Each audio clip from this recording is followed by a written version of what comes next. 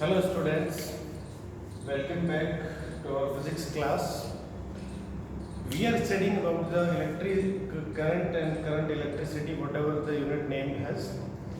हम लोग आज पढ़ने वाले हैं रेसिस्टेंस। जैसा कि प्रीवियस लेक्चर में हमने ओम्स लॉ पढ़ा था, ओम का नियम।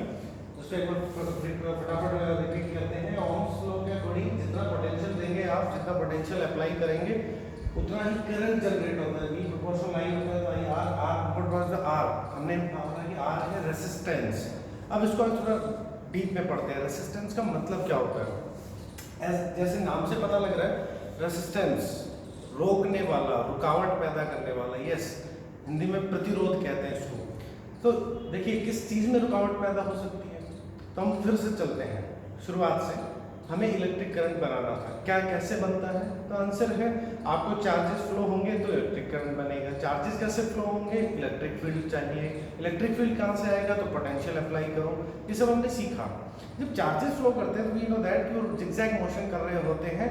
तो जब वो ड्रिफ्ट करेंगे धीरे धीरे तो जिगजैग तो चलता रहेगा, तो टक्कर जो कोलिजन है, नंबर ऑफ कोलिजन्स, टक्करें हैं, वो तो चलती रहेंगी। तो अलग अलग टाइप के मटेरियल में, एक मान लो कॉपर लिया, एक सिल्वर लिया, तो दोनों का जो अंदर इलेक्ट्रॉन्स का कोलिजन है, जो रेसिस्टेंस है, रेसिस्टेंस मतलब जो कोलिजन होगा। अब सपोज करें आप कहीं चौराहे पे गाड़ी से जा रहे हैं, इधर से भी गाड़ी आ रही है, इधर से भी आ रही है। अगर वहाँ पर एक कोलिजन होती है, टक्कर हो जाती है, तो टाइम वेस्ट होता है, वहाँ से गाड़ियाँ नहीं जाकर रुक जाती हैं, रुकावट आती है, इधर उधर से जाना पड़ता है। इस तरीके से ही कंडक्टर में होता है।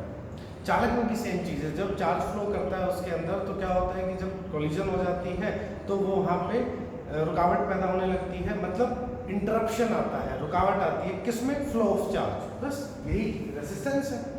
मतलब चार्ज के फ्लो करने में, चार्ज के बहने में रुकावट को ही हम क्या कहते हैं?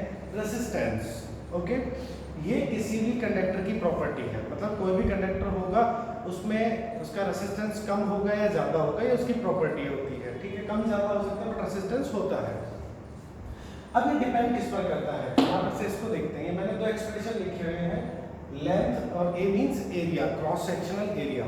Suppose this is a conductor. Okay, ये मैंने इतनी लेंथ का लिया तार, इससे बड़ा कंडक्टर लिया सपोज इतना, और बड़ा कर दिया इतना। तो आपको क्या लगता है लेंथ बढ़ने से रेसिस्टेंस पर क्या इफेक्ट पड़ेगा? तो आंसर है जब यहाँ से यहाँ चार्ज जाने में कोलिजन होंगी इतनी सारी, अब मैं और इतनी दूर जाना है तो और ज़्यादा मुझे रास्ता ट्रैवल करना पड़ेगा, कोलिजन्स और होंगी। तो जैसे जैसे लेंथ बढ़ाते हैं तो क्या होता है? तो आंसर है रेसिस्टेंस बढ़ता है। इसलिए इसके लिए समानुपाती डायरेक्टली प्रोपोर्शनल है। दूसरी बात, क्रॉस सेक्शन। पतला तार लेंगे तो पतले जगह में से ही जाना पड़ा। हम सकड़ी गली में से जाएं तो टक्कर होने की संभावना ज़्यादा रहती है। चौड़ी सड़क है तो हमें आराम से स्पेस मिलता है जाने के लिए। सिमिलरली अगर क्रॉस सेक्शन एरिया कम है तो रेसिस्टेंस ज़्यादा होगा, क्रॉस सेक्शन बड़ा है तो रेसिस्टेंस कम होगा। मतलब कैसा रिलेशन दोनों में? उल्टा, ये बड़ा तो ये छोटा, इनवर्सली प्रोपोर्शनल होते हैं। और अगर मैं इन दोनों को एक साथ नोट डाउन कर दूँ, that will be L upon A, and मैं अगर इस प्रोपोर्शनल साइन पर हटाता हूँ तो यहाँ आ जाता है rho L upon A। This is the actual formula of resistance. What is rho? That is resistivity. That is resistivity. इसको हम आगे अभी पढ़ने वाले हैं। तो ये हमारा बेसिकली फॉर्मूला होता है रेसिस्टेंस का। L और A पे ये डिपेंड करता है, राइट? तो ये रेसिस्टेंस के बारे में बात हुई। अब आती है बात रेसिस्टिविटी एंड कंडक्टिविटी। तो प्रीवियस लेक्चर में हमने कंडक्टिविटी को पढ़ा था। जब हम रिलेशन बना रहे थे, हम ओम्स लॉ को प्रूफ कर रहे थे, तो वहाँ पे हमने प्रूफ जब किया तो यहाँ देखा एक ये कांस्टेंट टर्म आती थी, इसको हमने क्या बोला था? Sigma. That is called conductivity. ठीक है, ये कंडक्टिविटी थी। तब रेसिस्टिविटी क्या होती है? वी नो दैट कि रेसिस्टिविटी है वो कंडक्टिविटी का उल्टा होती है। मतलब दोनों चीजें एक दूसरे का उल्टा है। ठीक है, अपोजिट बात है। कंडक्टिविटी कितने अच्छा कंडक्शन होगा, कितने अच्छे से चार्ज फ्लो होगा। रेसिस्टिविटी, देखो रेसिस्टेंस से ही रेसिस्टिविटी वर्ड बना। रेसिस्टिविटी मतलब रुकावट पैदा करने की क्षमता, उसको हम रेसिस्टिविटी कहेंगे। ठीक है, द एबिलिटी, ये प्रॉपर्टी है। अब दोनों चीजों में क्या डिफरेंस है? फिर रेसिस्टेंस में और रेसिस्टिविटी में क्या डिफरेंस हुआ फिर सर? तो डिफरेंस जो है उसको हम समझते हैं। बेसिकली जो फॉर्मूला है इसका वो ये होता है रो एम, ये मतलब दोनों कंडक्टिविटी और रेसिस्टिविटी की बात आ गई। अब अंतर क्या है आप उसको समझिए। रेजिस्टेंस जो है, रेजिस्टेंस R, ये किसी भी एक कंडक्टर की प्रॉपर्टी है। कंडक्टर मतलब कोई भी एक हमने लिया कंडक्टर, वायर लिया, कुछ भी लिया हमने, उसके पास रेजिस्टेंस होगा, ये उसकी प्रॉपर्टी है। अब वो कम ज्यादा होता है क्या? यस, लेंथ बड़ी करूंगा, मुझे 2 किलोमीटर तार ले जाना है, लाइट ले जानी है, करंट ले जाना है, तो ज्यादा रेजिस्टेंस सामना करना पड़ेगा। अगर तार का मैं क्रॉस सेक्शन एरिया कम ज्यादा करूँ तो तब भी फर्क पड़ेगा। तो रेजिस्टेंस कंडक्टर पर डिपेंड करता है कि कंडक्टर कैसा है। आ रही है आपको बात समझ में? कंडक्टर कैसा मतलब लंबा, छोटा, मोटा, कैसा है, राइट? तो ये प्रॉपर्टी रेजिस्टेंस, प्रतिरोध किसकी प्रॉपर्टी है? चालक की, ठीक है। अब रेसिस्टिविटी की बात करते हैं। रेसिस्टिविटी मींस रो। रेसिस्टिविटी प्रॉपर्टी है मटेरियल की। मटेरियल मतलब पदार्थ की। मतलब कोई पदार्थ, अब मैं उस चीज पे फोकस नहीं कर रहा कि मेरा 1 किलोमीटर लंबा वायर है या इतना सा 1 सेंटीमीटर लंबा वायर है। मैं बात करूँगी किससे बना है। अगर आप इतना सा भी लेंगे तो भी रेसिस्टिविटी क्या बताएगी? ये मेटल कि कैसा रेसिस्टेंस पैदा करना चाहता है, इसकी क्षमता कैसी है। तो वो उसकी एक इंडिविजुअल इनहेरेंट प्रॉपर्टी की बात कर रहा है इस मटेरियल की। तो वो 1 किलोमीटर लंबे वायर के लिए भी वही मटेरियल है, छोटे से भी वही मटेरियल है। तो रेसिस्टिविटी तो एक गुण हो गया, ये बताने का तरीका हो गया कि इसमें रेसिस्टेंस किस तरीके से बन सकता है, कितना बन सकता है। तो ये प्रॉपर्टी किसकी हुई? मटेरियल की, रेसिस्टिविटी। तो बेसिकली हम लोग इनमें थोड़ा सा अंतर समझ लें तो ज़्यादा बेहतर रहता है। और हमने ये देखा है कि आप जानते हैं, अभी अभी हमने फार्मूला बनाया, रेसिस्टेंस क्या है? रो L अपॉन A, और आप यहाँ से रो की वैल्यू निकालेंगे तो क्या आएगा? RA अपॉन L, ठीक है। ये फॉर्मूला इसका बन सकता है रेसिस्टिविटी का, ठीक है। तो रेसिस्टिविटी में आप देख सकते हैं इसका यूनिट क्या होगा? तो इसका यूनिट होगा इसका ohm into area upon length. Area metre square, length metre, metre cut गया, ohm into metre. This will be the unit. Dimensions भी आप बना सकते हैं।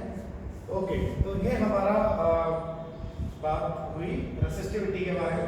अगर आप रेसिस्टिविटी को और डिफाइन करना चाहते हैं तो आप यहाँ पर अगर सपोज करो मैंने एक ऐसा कंडक्टर लिया जिसका क्रॉस सेक्शन एरिया है 1 मीटर स्क्वायर और लेंथ भी ली मैंने 1 मीटर।